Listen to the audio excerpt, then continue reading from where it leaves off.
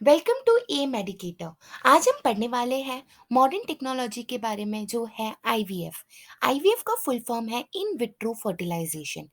ये medical science में इसने ग्रोथ लाया है और बहुत सारे प्रॉब्लम्स को सॉल्व किया है। इनफैक्ट सोसाइटी के प्रॉब्लम को भी सॉल्व किया है। आईवीएफ एक्चुअली में एक मेडिकल टेक्नोलॉजी है जिसकी वजह से जो लेडी प्रेग्नेंट नहीं हो पा रही है, कोई भी मेडिकल इशू की वजह से, वो भी प्रेग्नेंट हो सकती है, वो भी एक नए ऑफस्प्रिंग को ला सकती है। मेडिकल साइंस ने इसमें बहुत ही ज़्यादा ग्रोथ किया है। तो आज हम डिटेल में पढ़ने वाले हैं कि आईवीएफ टेक्नोलॉजी होता क्या है। IVF stands for in vitro fertilisation. इसका फुल फॉर्म है in vitro fertilisation. It's one of the more widely known types of assisted reproductive technology. इसे ART भी कहा जाता है, जिसमें रिप्रोडक्शन करने के लिए, एक नए बच्चे को लाने के लिए, उसका प्रोडक्शन करने के लिए ये उसे सपोर्ट करता है। IVF works by using a combination of medicines and surgical procedures to help the sperm fertilize an egg and help the fertilized egg implanted in your uterus.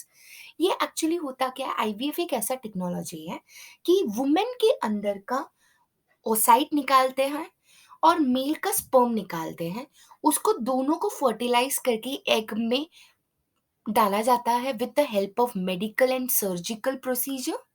ये मेडिसिन उसको फर्टिलाइज करने के लिए हेल्प करती है, एक एग को generate करती है, फिर वो एग को प्लांटेड किया जाता है, इम्प्लांट किया जाता है वुमेन के यूटेरस में, कि वो एग आगे जाके बड़ा होके 9 मंथ्स में एक बेबी को फॉर्म कर सके। In this technique, fertilization is brought about in the test tube and embryo formed is implanted in the uterus of a woman at the appropriate time. ये टेक्निक में क्या किया जाता है कि जो फर्टिलाइजेशन से जो एग जनरेट होता है, वो एग को ब्रॉट किया जाता है, मतलब एक टेस्ट ट्यूब में बनाया जाता है जिसमें एक एम्ब्रियो फॉर्म्ड होता है। ये एम्ब्रियो को इम्प्लांट किया जाता है यूटेरस में, वुमेन के यूटेरस टाइम, वो भी एक अप्रोप्रिएट टाइम में। जैसे मैं आपको एक एग्जांपल देती हूँ, इसका मेन टेक्निक ये क्या किया जाता है, ये टेक्निक क्या काम करता है, जब भी मेंस्ट्रुअल साइकिल, मंथली जो पीरियड्स आते हैं वुमन को, वो जब थर्ड या 7th डे पे होता है ना, तभी जाके वो ही अप्रोप्रिएट टाइम पे ही उसके अंदर इम्प्लांट किया जाता है। इससे होता क्या है कि वो फर्टिलाइज होने के बाद का जो टाइम स्पेंड होता है, उसमें वो बेबी अच्छी तरह से अंदर फॉर्म हो सके। ठीक है।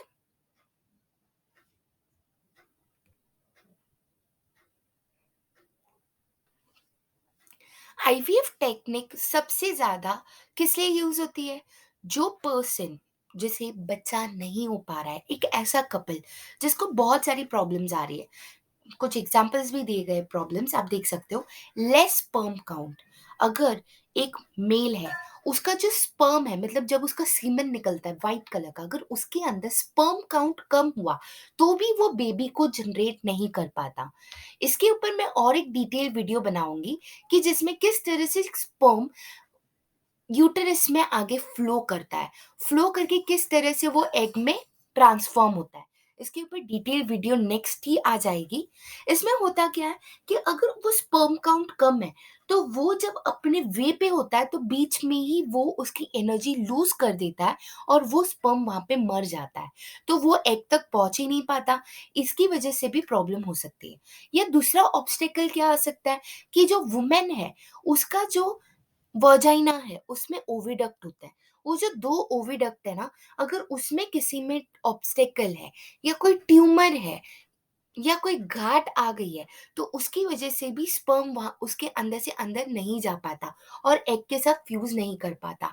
तो उस टाइम पे भी आईवीएफ टेक्निक बहुत ही इंपॉर्टेंट एंड इजीएस्ट टेक्निक मानी जा सकती है, जो बहुत ही अच्छी तरीके से इम्प्लांट कर सकती है एक नए एग को डायरेक्टली यूटेरस में विदाउट फर्टिलाइजेशन। एक्चुअली जो आईवीएफ टेक्नोलॉजी है ना, वो फर्टिलाइजेशन के लिए इंपॉर्टेंट है। अगर मेडिकल इशू में फीमेल या मेल दोनों की वजह से अगर फर्टिलाइजेशन में प्रॉब्लम आ रहा है, तभी ही आईवीएफ टेक्निक का हम इस्तेमाल कर सकते हैं, उसके अलावा नहीं। In vitro fertilization is a process of fertilization where an egg is combined with sperm in vitro. Actually ये इसे विट्रो क्यों कहा जाता है? विट्रो मीन्स ग्लास, ठीक है। ये फर्टिलाइजेशन को इन विट्रो फर्टिलाइजेशन क्यों कहा जाता है? क्योंकि ये जो पूरा फर्टिलाइजेशन है ना, मतलब एग और स्पर्म दोनों को मिला के एक एम्ब्रियो को जनरेट करना, ये पूरे ग्लास के अंदर होता है, टेस्ट ट्यूब के अंदर। इसे इसको इन विट्रो फर्टिलाइजेशन कहा जाता है। The process involves monitoring and stimulating a woman's ovulatory process, removing an ovum or ova from their ovaries and letting the sperm fertilize them in a cultural medium in the laboratory. अभी ये process क्या करता है? ये पूरी तरह से monitoring है।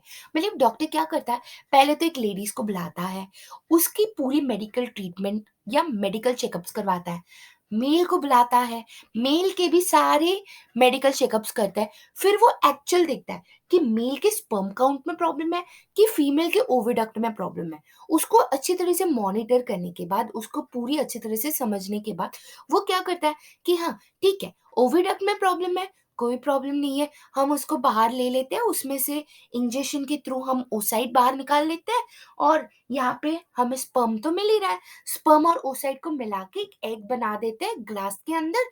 फिर वो एग को बना के यूटेरस में डायरेक्टली प्लेस कर देते हैं, जिससे फर्टिलाइज का प्रॉब्लम ही ना हो। जैसे मैं आपको कुछ देर पहले ही बताया कि ये प्रोसेस फर्टिलाइजेशन में ही काम करता है और प्रेगनेंसी का सबसे फर्स्ट स्टेप है फर्टिलाइजेशन, जो वजाइना के अंदर होता है।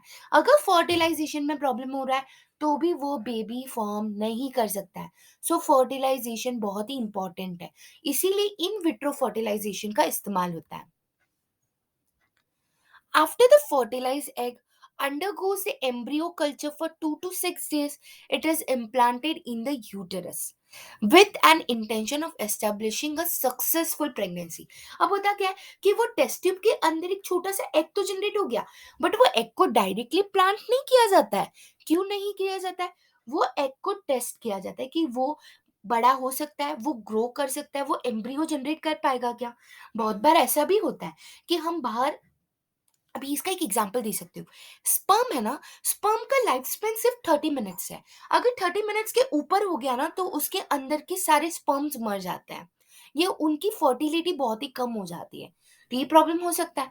तो वो क्या करता है, 2 से 6 दिन तक वो लोग वो एग को टेस्ट ट्यूब के अंदर रख के उसको मॉनिटर करते हैं। उसके रोज क्या चेंजेस हो रही है, हर 1 घंटे में, हर आधे घंटे में उसमें क्या चेंजेस हो रही है, वो भी सारी चीजें वो लोग नोट डाउन करते हैं डॉक्टर्स, और समझने की कोशिश करते हैं कि अब ये प्रॉपर एम्ब्रियो बन पा रहा है। अगर वो एम्ब्रियो अच्छी तरह से बन गया है, तो वो इम्प्लांट किया जाता है यूटेरस में, ये इंटेंशन से कि अब एक सक्सेसफुल प्रेगनेंसी बन जाएगी। देखिए, ये तो मैंने पूरे डिटेल में आपको आईवीएफ बता दिया, बट मैं आपको इसके बारे में और एक चीज बताना चाहूंगी। आईवीएफ टेक्नोलॉजी बहुत ही एक्सपेंसिव टेक्नोलॉजी है, जो नॉर्मली कोई भी एफोर्ड नहीं कर पाता है। उसके बहुत सारे रीजंस हैं, क्योंकि इसके लिए बहुत ही हाई टेक्नोलॉजी की ज़रूरत पड़ती है। तो वो मेडिकल टेक्नोलॉजी को इस्तेमाल करने के लिए आपके पास बहुत सारे पैसे भी होने चाहिए।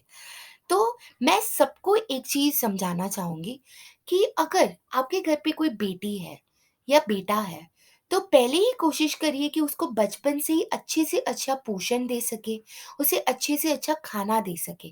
क्योंकि हमने ये चीज़ नोटिस की है कि ये सारे मेडिकल इश्यूज़ आगे जाके क्यों आते हैं, क्योंकि बच्ची को बचपन से ही सारी पोषण नहीं मिलती है, उसको सारी चीज़ें मिलती नहीं है, जिसकी वजह से उसके अंदर हॉर्मोन्स अच्छी तरह से डेवलप नहीं हो पाते। हॉर्मोन्स डेवलप नहीं हो पाते तो ये प्रॉब्लम आगे फेस कर सकते हैं।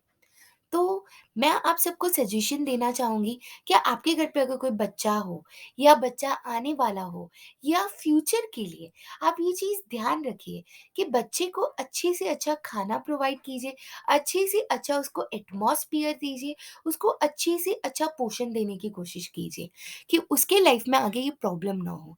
क्योंकि आपको पता ही होगा आगे जाके पीसीओएस, पीसीओडी, ये अलग-अलग बीमारियाँ हैं, ये यूटेरस की बीमारियां हैं जो फीमेल में देखी जाती है, ये भी खाने पीने की वजह से ही होती है। लेकिन अगर आपने इसका पहले ही अच्छी तरीके से ध्यान रखा और इसे अच्छी तरह से समझा, और अगर फीमेल है और उसके मेंस्ट्रुअल साइकिल में, उसके पीरियड्स में अगर प्रॉब्लम हो रही है, तो आप पहले ही डॉक्टर का सजेशन ले लीजिए। डॉक्टर जो सजेशन कर रहा है, जो भी मेडिकल ट्रीटमेंट कर रहा है, कि वो पहले ही ले लीजिए। ये उसमें आप प्लीज़ अपना समय मत वेस्ट कीजिए, क्योंकि बहुत ही इम्पोर्टेंट है सारी चीज़ें। ये मेरा सजेशन था सबके लिए। अगर आपको हमारी वीडियो अच्छी लग रही है और अगर आपको भरपूर नॉलेज मिल रहा है, तो प्लीज़ आप हमें सपोर्ट कीजिए। हम ऐसे ही ग्रो करते रहेंगे। आपके एक लाइक, एक सब्सक्राइब की बहुत ज़रूरत है। प्लीज़ हमें सपोर्ट कीजिए। हम ऐसे ही वीडियो लाते रहेंगे। Thanks for watching.